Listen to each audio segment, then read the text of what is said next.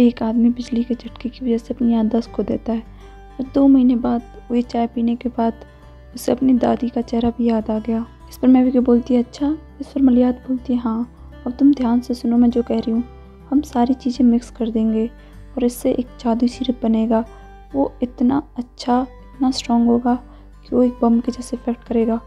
इस पर महविका बोलती है अरे फ्रेंड सुनो, ये साइड इफ़ेक्ट तो नहीं करेगा जान को। इस पर मलिहात बोलती है कम ऑन, जान को तुरंत ये पी के याद आ जाएगा। वैसे भी ये मेरी रेसिपी है, मैंने अच्छे से लिख दिया है कि क्या करना है। इस पर महविका बोलती है सब कुछ बहुत कंफ्यूजिंग है, पता ही नहीं क्या हो। और फिर वो बातें कर रही है, तभी नहीं याद आता है। वो बोलता है मैं शॉप पे जा रहा हूँ, लेकिन वो सुनती नहीं है। फिर वो उनके पास बोलता है बस मलिहात आपका स्वागत है। फिर वो बातें करती रहती है और महविका बोलती है क्या ये पॉसिबल है कि उसे सब कुछ याद आ जाए। पर निहात उन दोनों के पास आता है, टेबल को जोर से हाथ से टैप टैप करके बजाता है और फिर वो कहता है कि क्या चल रहा है, तुम दोनों क्या करने की फिराक में हो, क्या घुसपुस चल रही है। तभी घंटी बजती दरवाजे की। मलिहात बोलती है कि घंटी बज रही है, मैं जाके खोलती हूँ। वो यह कहकर दरवाज़ा खोलने जाती है। निहात महविका को घूरे जा रहा है, वो एकदम चुप बैठी हुई है शांत से। और फिर वो निहात को देखकर बोलती है टैप टैप, मैं बिल्कुल चुप हूँ। इस पर निहात बोलता है ये टैप टैप किस तरह की भाषा है, तुम क्या कहना चाह रही हो। फिर महविका बोलती है दवाई। इस पर निहात बोलता है अच्छा, जब तुमने बोला मुझे सब याद आ गया। मुझे नहीं लगता कि तुम और मलिहात दोनों डॉक्टर बनने की कोशिश कर रही हो, क्या तुम ऐसा कर रही हो। इस पर महविका गुस्से में खड़ी और बोलती है अच्छा निहात, मुझे समझ में नहीं आता कि तुम क्या कहना चाह रहे हो, ये क्या बात कर रहे हो, कुछ तो सोच समझ कर बोला करो। जब मैंने टैप टैप बोला मुझे नहीं पता तुम्हारी क्या समझ में आया, पर मुझे समझ में नहीं आता कि तुम क्या करने की कोशिश कर रही हो और तुम क्या करती हो और तुम क्या कह रही हो, मुझे कुछ समझ में नहीं आता और मुझे तो अब तुमसे डर लगने लगा है महविका पे। इस पर महविका बोलती है अरे तुम ये कैसी बात कर रहे हो ना, मैं तुम्हें कैसे डरा सकती हूँ। तभी पीछे से आवाज़ आती है अरे बेटे आराम से, सब कुछ इतनी जल्दी हो रहा है, आराम से करो। अरे तुम आगे देखो, तुम पीछे क्यों देख रहे हो, अरे इस बेटे आगे देखो। इस पर महविका स्मेल करती है अरे भगवान ये सब क्या हो रहा है। रिया दोबारा से बोलती है बेटे आगे देख के चलो, पीछे नहीं। और वो लड़का बोलता है कि इसको मैं कहाँ रखूँ। इस पर महविका बोलती है अरे कहाँ रखोगे, इसे गार्डन में रखो बेटे। और इस पर मलिहात बोलती है मेरे सर पे रख दो, चलो गार्डन में। और फिर महविका बोलती है अरे भगवान ये क्या हो रहा है, ओ गॉड ये सब क्या करने जा रही है ये। और फिर वो गार्डन में जाते हैं और फिर मलिहात बोलती है हाँ इसको लकड़ियों पर रख दो, हाँ ठीक है ऐसे ही। वो लड़का उस पतीले को लकड़ियों पर रख देता है और फिर वो स्माइल करता है। वो लोग बस खड़े हुए होते हैं, तभी वहाँ पर निहात आता है और बोलता है ये सब क्या चल रहा है, ये सब क्या हो रहा है, लकड़ियाँ पतीला क्या है ये, गर्मियों में इतने बड़े पतीले का तुम क्या करोगी और इतनी सारी लकड़ियों का है। इस पर मलिहात बोलती है हम लोकमा बनाएंगे खाना। इस पर महविका बोलती है हाँ खाना बनाएंगे हम लोकमा। इस पर फिर बोलती है अरे बेटे अब तुम घर जाओ। इस पर फिर मलिहात बोलती है हाँ बेटे अब तुम घर जाओ, ठीक है आराम से जाओ, और हाँ अपने पेरेंट्स को मेरी तरफ से हेलो ज़रूर बोलना। फिर वो लड़का थोड़ा लड़खड़ाते हुए वहाँ से चल देता है। और इस पर मलिहात बोलती है अरे बेटे ध्यान दो, अच्छे से जाओ, ठीक है अच्छे से। फिर वो चला जाता है। इस पर निहात को सोचता है अच्छा तुम लोकमा बनाने जा रही हो। इस पर महविका बोलती है हाँ तुमने सही सुना, मैंने एक मन्नत मांगी थी कि जब जान ठीक हो जाएगा तो हम सब लोगों को लोकमा बनाकर बांटेंगे, मीन्स खाना, और हम वही कर रहे हैं। तो निहात खुश होकर बोलता है क्या खाना बहुत अच्छा बनेगा। इस पर महविका बोलती है हाँ लकड़ियों से बहुत अच्छा बनेगा, एकदम क्रिस्प। मलिहात भी बोलती है हाँ बहुत ही ज़्यादा अच्छा क्रिस्पी खाना, ये बेस्ट वे है कुकिंग करने का। फिर महविका कहती है हम वो खाना बनाएंगे और सबको बांट देंगे, सारे मोहल्ले को। मलिहात बोलती है हाँ सारा खाना हम बांट देंगे। इस पर निहात बोलता है ठीक है मैं स्टोर जा रहा हूँ, आप आराम से काम करना, मैं तुम लोगों से बाद में मिलता हूँ। रह कर वो जाने लगता है और फिर वो एकदम से वापस आता है, बोलता है रुको रुको मैं भी खाऊंगा, इसलिए तुम सारा खाना मत बांटना और हाँ कुछ मेरे लिए बचाना, वैसे मैं जान से बहुत प्यार करता हूँ इसलिए बस मैं थोड़ा सा ही खाऊंगा। इस पर मलिहात और महविका हंसती है। फिर उनकी शक्लें देखकर निहात कहता है तुम इसमें कुछ मिलाओगी तो नहीं है। इस पर महविका बोलती तुम क्या बात कर रहे हो, अरे हम क्यों मिलाएंगे कुछ, हमने बताया ना, हम बस लोकमा बनाने जा रहे हैं, बस खाना बनाएंगे सिंपल सा। फिर इस पर निहात बोलता है ठीक है, फिर मैं जाता हूँ, सी यू लेटर बोलकर वो चला जाता है और बोलता है मैं लोकमा के लिए बहुत पागल हूँ, इसलिए तुम मेरे लिए बचा के रखना पाए। यह कहकर निहात वहाँ से चला जाता है। फिर मलिहात महविका से पूछती है अच्छा सुनो, ये फ्रॉक की टांग मतलब मेंढक की टांग कहाँ मिलेगी, क्या तुम्हारे गार्डन में कोई मेंढक है?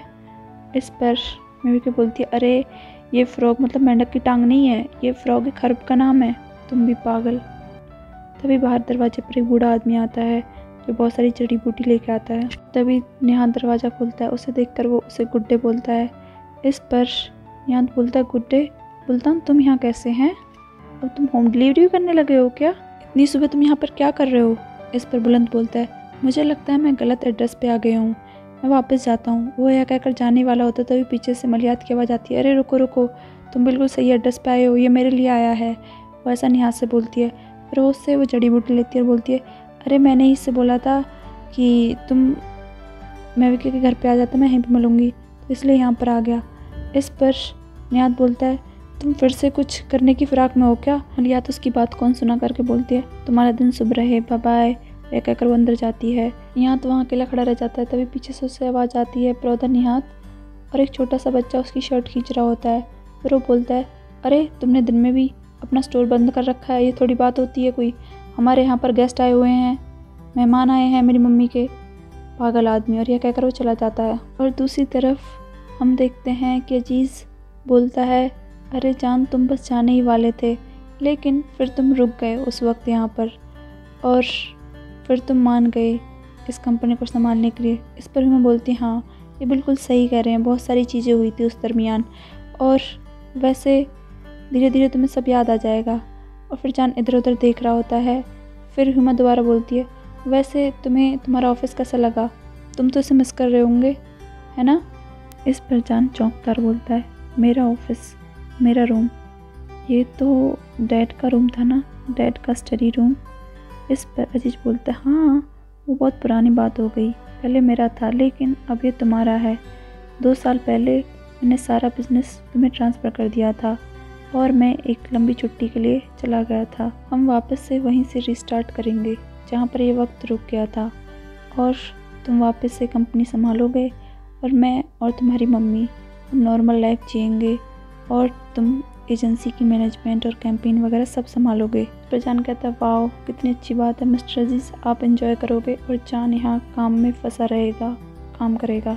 इस पर अजीज़ कहता है हाँ ये बिलीव करना बहुत मुश्किल है लेकिन ये सच है। इस पर जान कहता है डैड मैं ये कंपनी कभी लीड नहीं कर सकता अपनी ज़िंदगी में, वैसे वो खूबसूरत लड़की क्या नाम है उसका? इस पर अजीज बोलता है सैनम। हाँ फिर जान बोलता हाँ सैनम, उस सैनम ने मुझे बताया था कि मेरे सारे सवालों के जवाब सिर्फ आप दे सकते हो। इस पर अजीज बोलता है हाँ, और फिर वो हुमा से बोलता है हुमा क्या तुम कुछ देर के लिए हमें अकेला छोड़ दोगी? यह कहकर वो हुमा को बाहर ले जाता है और उसे ऑफिस के बाहर छोड़ के दरवाज़ा बंद कर देता है। फिर वो बताता है कि सैनम ने तुमसे सच कहा, और फिर वो जान के पास आकर बैठ जाता है। फिर वो बताता है कि 2 साल पहले मैं बहुत बीमार हो गया था और मैंने तुम्हें सारी कंपनी सौंप दी थी और मैं क्यूबा चला गया था ट्रीटमेंट के लिए। इस पर जान पूछता है कि क्या आप ठीक हो अब डैड? इस पर अजीज बताता है हाँ अब मैं पूरी तरह से ठीक हूँ, बिल्कुल फिट, अब मैं ठीक हो चुका हूँ, कोई प्रॉब्लम नहीं है, पर मैं कंपनी लीड नहीं कर सकता, तुम्हें ही करनी होगी। इस पर जान बोलता है मुझे नहीं पता कि मैं कंपनी लीड कर पाऊँगा या नहीं। इस पर अजीज बोलता है तुम चिंता मत करो, हम सोचेंगे कुछ और हम इन सब चीज़ों से बाहर निकल जाएंगे बेटे। और वो उसके कंधे पर हाथ रखता है। फिर वो बताता है कि हम वहीं से कंटिन्यू करेंगे जिस जगह पर हम रुके थे, और इन सब लोगों में मेरी उम्मीद सिर्फ तुम पर टिकी है, और मैं तुम्हें इसी जिम्मेदारी के साथ दोबारा से कंपनी सौंपता हूँ। और यह कहकर वो उसके गले लगता है। इस पर जान बोलता है आप फिक्र ना करें बिल्कुल भी डैड। और फिर वो आगे बोलता है कि मुझे नहीं पता कि हमने कैसे कमर्शियल शॉट किए थे और कैसे हमने अपनी एड्स खो दी थी, लेकिन मैं आपसे वादा करता हूँ कि मैं ये दोबारा नहीं होने दूँगा। इस पर अजीज कहता है अरे बेटे तुम ये क्या बात कर रहे हो, तुम बिल्कुल फिक्र मत करो, जब तक तुम मेरे साथ हो और आसपास हो कुछ भी बुरा नहीं होगा, सब कुछ ठीक होगा। इसी तरफ हम देखते हैं कि डेरिन टिकटॉक करती हुई आती है और आकर सब लोगों से बोलती है, सो गाइस, सब लोग इधर इकट्ठा हो जाइए, मुझे एक मोटिवेशनल स्पीच देनी है। सब लोग आकर वहाँ पर इकट्ठे हो जाते हैं। फिर डैन कहना स्टार्ट करती है, सो गाइस बताइए, आप लोगों ने मुझे मिस तो किया होगा, वैसे मैंने आपको बेहद मिस किया। तो दोस्तों, जैसा कि आप जानते हो, हम इस सेक्टर में वापस आ गए हैं, लेकिन वापस आना काफ़ी नहीं होता, हम लोगों को अपनी सारी ताकत झोंकनी होगी इस बार। और हाँ, मैंने क्रीम के रिगार्डिंग आप लोगों को ईमेल्स कर दिए हैं और मुझे आप लोगों का मैक्सिमम से मैक्सिमम रिटर्न चाहिए। इस पर मुझे चीज़ें से कहता है, अरे यार कोई से चुप कराओ, ये बहुत इरिटेट कर रही है। और फिर डैन बोलती है, वी आर बैक बेबी, हम वापस आ गए हैं। और मुझे फिर बोलता है, अरे कोई से कॉफ़ी पिलाओ जिससे कि शांत हो जाए। और फिर जे बोलता है, ये जो बोल रही हो ना तुम, वी आर बैक बेबी, ये मेरा फ्रेज़ है, ये मेरा फ्रेज़ है डैरन। और यह कहकर वो गुस्से में वहाँ से जाता है। बाकी के लोग भी बैठने लगते हैं और जे मुझे वहाँ से बाहर आ जाते हैं। मुँह से बोलते हैं, तुमने देखा, मैंने तो कुछ भी नहीं किया था और तुम मेरे शेर लूटने की बात कर रहे थे, उसने तो तुम्हारा फ्रेज़ ही लूट लिया। इस पर जे बोलता है, हाँ, मुझे कहता है उसे लीडर बनने का बहुत शौक़ है।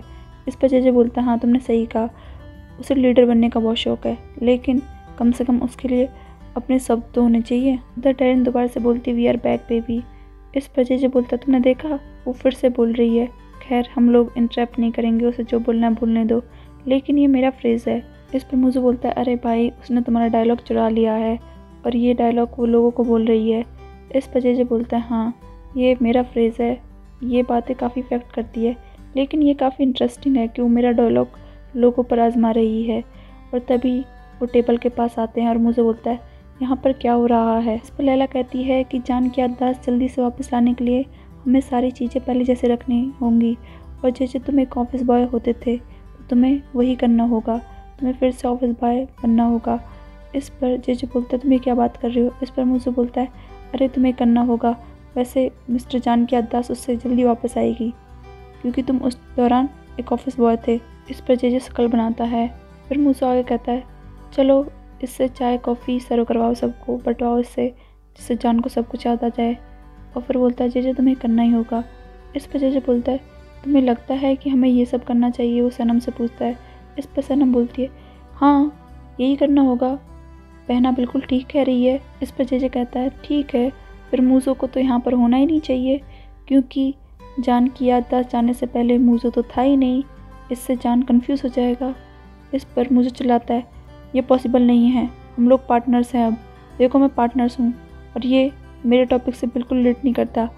तुम चाय कॉफ़ी बनाते थे, इससे जान की याददाश्त आने में मदद मिलेगी। इस पर सनम जैसे बोलती है, तुम बात को आगे मत बढ़ाओ, जो काम तुम पहले करते थे अब तुम वही करोगे और तुम वही करो।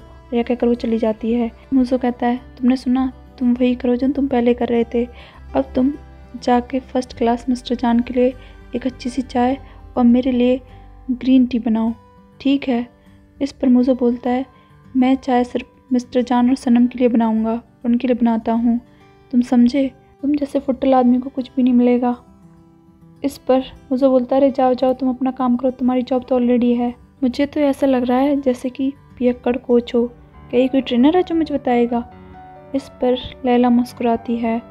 फिर जे आगे कहता है, ये आदमी मुझे बिल्कुल पागल कर देगा, मैं बता रहा हूँ, और ये जान को भी पागल कर देगा।